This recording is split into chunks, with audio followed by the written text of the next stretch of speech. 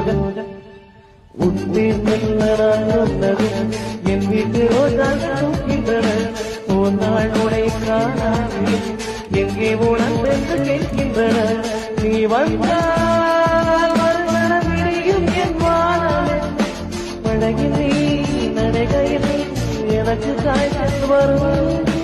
வயது நீ நடக்கையில் எனக்கு வேலை வரும் உடம்பல் தான்